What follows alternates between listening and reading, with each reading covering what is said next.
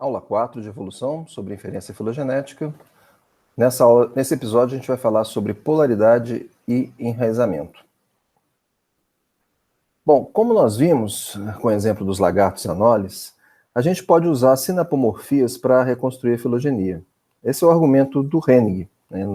Nos anos de 1950 e 1960, ele distinguiu, as sinapomorfias das simplesiomorfias, ou seja, as características compartilhadas que são derivadas daquelas que são primitivas, e propôs que, como somente as características derivadas elas indicam grupos que são monofiléticos, que inclui todos os descendentes do ancestral como mais recente, e que esses são grupos naturais, ele argumenta que nós devemos usar, então, somente as sinapomorfias para identificar esses grupos naturais, monofiléticos ou clados, e que elas são a chave para a gente fazer uma classificação filogenética. Então, isso é a base da sistemática filogenética. Então, com os lagartos anoles, nós fizemos isso. Então, nós tínhamos, por exemplo, cada ramo dessa árvore tem uma característica transformando, que é uma sinapomorfia. Então, por exemplo, a crista caudal é uma sinapomorfia dessas duas espécies, o papo é de todas elas, a crista nas costas é dessas daqui, e assim por diante. Além disso, a gente tinha duas características que eram autapomorfias, que só evoluíram numa linhagem, como o colar, por exemplo, que só está presente nessa espécie, e as listras laterais que só estão presentes nessa espécie aqui, tá certo? Nesse caso, isso funciona muito bem no mundo perfeito, né? Se tudo fosse sinapomorfia e a gente soubesse exatamente o que é a condição primitiva e qual que é a condição derivada, isso funcionaria bem, mas o problema é que nem todas as características são assim. Nós temos homoplasias, nós temos plesiomorfias, e a gente não tem como saber a priori o que é primitivo e o que é derivado. No caso aqui, a gente assumiu que a ausência da característica é primitiva e que a presença dela seria derivada. Então a gente foi simplesmente adicionando características que foram ficando presentes, estavam ausentes e ficaram presentes, e encaramos essas presenças como derivadas, como apomórficas, e as ausências como plesiomórficas. Só que não necessariamente é assim, tá certo? Então nós vimos, inclusive, no nosso exercício lá, que nós podemos imaginar outros cenários. Nesse cenário aqui, por exemplo, nós estamos imaginando que a presença das características é a condição primitiva, e que ao longo dessa filogenia elas foram sendo perdidas. Nesse caso aqui, as presenças são primitivas, plesiomórficas, e as ausências são apomórficas. Nem de todos, né? Alguns a presença pode ser apomórfica, mas em alguns, ou seja, o ancestral comum mais recente tinha características, elas foram sendo... Então, por exemplo, as pintas na cauda, né? O ancestral teria essa característica, ela foi herdada por esse descendente, ela foi herdada por esse ancestral comum aqui, por esse descendente, mas ao longo desse ramo aqui ela foi perdida. Então, a partir desse ancestral comum mais recente, esses lagartos não têm mais essa pinta. Então, a ausência dessas pintas na cauda, nesse cenário aqui, seria uma sinapomorfia, ok? E não tem como a gente saber, tá? Não tem como a gente saber, a priori, antes de fazer uma análise, se uma característica é primitiva ou se ela é derivada. Então, por isso que a gente passou, depois das ideias do Hennig, a gente amadureceu a questão da inferência filogenética, da análise filogenética. Então, a análise filogenética ela tem geralmente 3 etapas, né? A primeira delas é definir quais grupos são os grupos de interesse, qual que é o nosso grupo interno, grupo externo, eu vou falar daqui a pouco. Fazer, então, definindo esses grupos, que estão aqui, por exemplo, um conjunto de animais. Você vai fazer uma análise de caracteres, ou seja, você vai analisar os caracteres em cada um desses representantes e ver os estados desses caracteres, qual estado que aquele indivíduo, aquela espécie apresenta, e a partir daí você vai inferir a filogenia, você vai reconstruir a filogenia, usando técnicas diversas, que eu vou falar também. Então são essas 3 etapas, né? A primeira delas, então, é a definição de grupos, com o que você vai trabalhar, tá?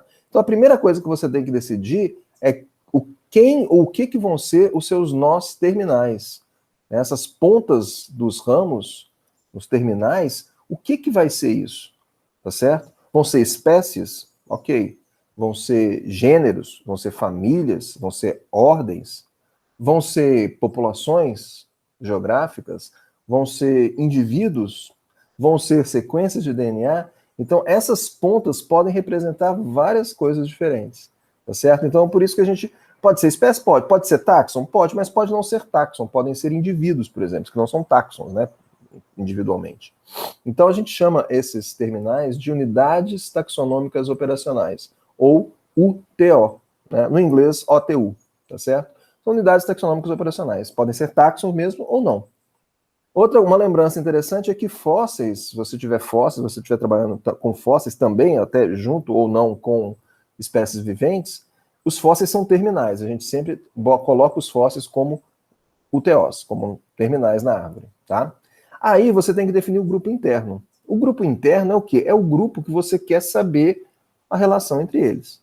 Então, é o grupo aquele grupo você quer descobrir as relações filogenéticas entre eles, ou se você quer confirmar alguma proposta de relação filogenética que já exista para aquele grupo, tá certo? E os grupos externos vão ser grupos que estão fora do meu grupo interno. Daqui a pouco eu vou explicar isso um pouquinho melhor, mas eles têm que estar fora, eles não podem ser parte daquele grupo. E nós temos que ter certeza que os grupos externos estão fora. Como que eu tenho essa certeza? Como que eu sei disso? Bom, uma ideia é você usar outras filogenias que já existam, que já mostrem que esse grupo está fora, esse é o ideal.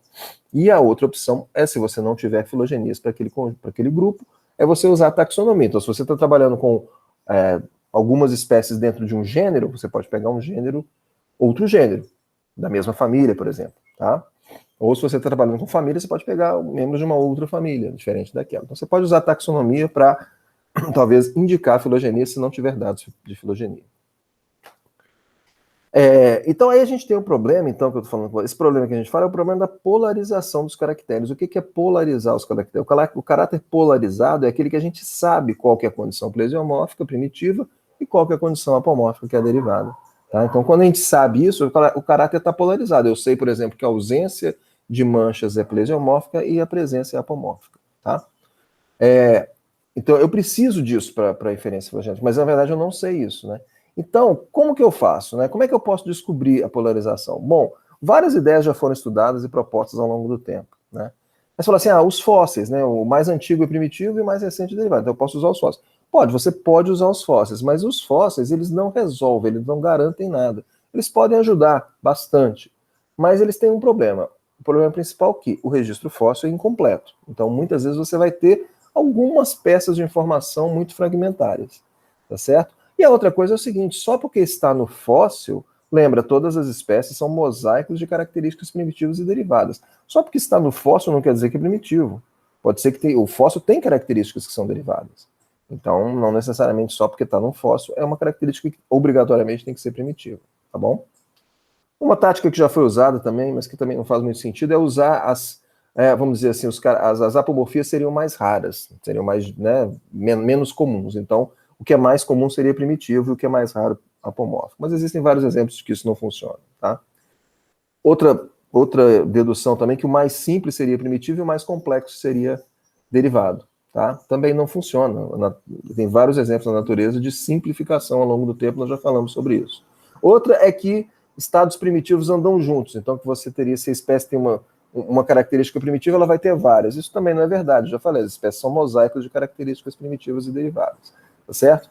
Uma ideia que funciona bem é usar a biologia do desenvolvimento, né? Aquela ideia do Haeckel que a ontogenia recapitula a filogenia. Então você poderia usar os estágios mais iniciais do desenvolvimento e assumir que esses estágios seriam primitivos. Isso funciona, mas nem sempre. Então, nem sempre a ontogenia vai recapitular a filogenia. Muitas vezes ela vai, a gente vai falar mais sobre isso na aula de desenvolvimento. E, finalmente, que na verdade é o que a gente usa mesmo, que é análise dos grupos externos. Por quê? O seu grupo interno é esse daqui. É o grupo que você, vamos dizer, não sabe as relações e quer descobrir as relações. Essa é a definição do grupo interno. E aí, para você saber quais são as características primitivas e derivadas, você tem que descobrir basicamente o ancestral comum mais recente, quais eram as características dele. E para ajudar a gente a descobrir isso daqui, a gente pode, né, recorrer a grupos externos, porque a partir do que você encontra nos grupos externos, você pode deduzir, você pode inferir qual seria a condição ancestral aqui nesses nós da árvore, né, e consequentemente qual seria a condição do ancestral comum mais recente do grupo interno.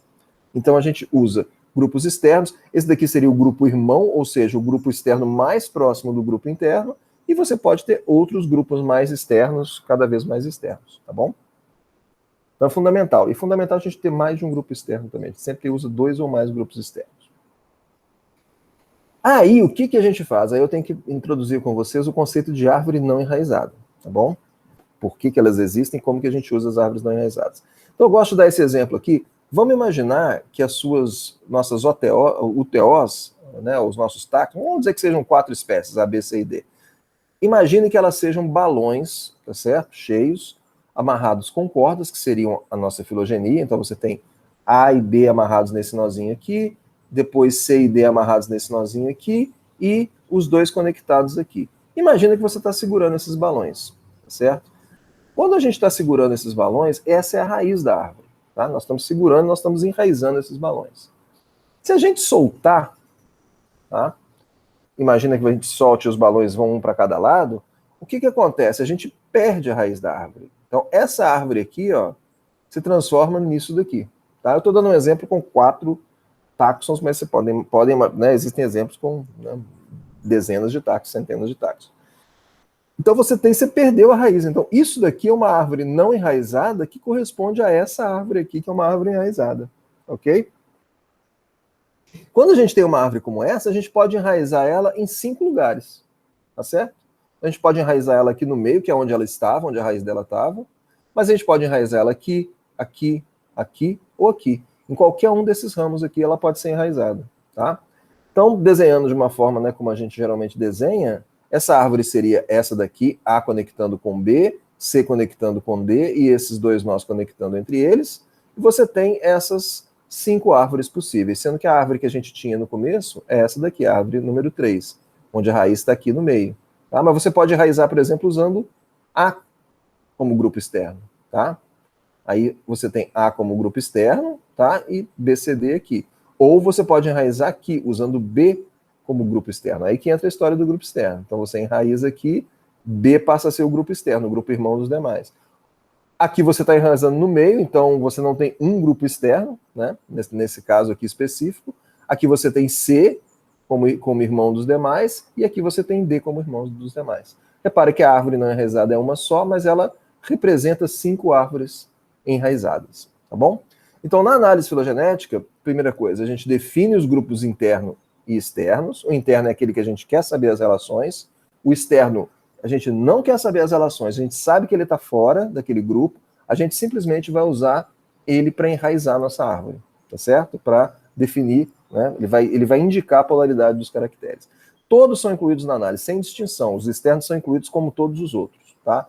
Aí você faz uma análise de caracteres, você constrói uma matriz, você tem um estado para cada táxon, aí você vai fazer uma inferência filogenética, essa inferência vai gerar uma árvore que não é enraizada, todo o processo de inferência, ele trabalha com árvores não enraizadas, e lá no final, ele vai usar os grupos externos para poder simplesmente puxar a raiz dessa árvore, assim como você puxaria os balões daquela árvore que você encontrou na sua inferência filogenética. Ok? Então esse episódio foi sobre polaridade e enraizamento. Na próxima aula a gente vai ver caracteres e parcimônia.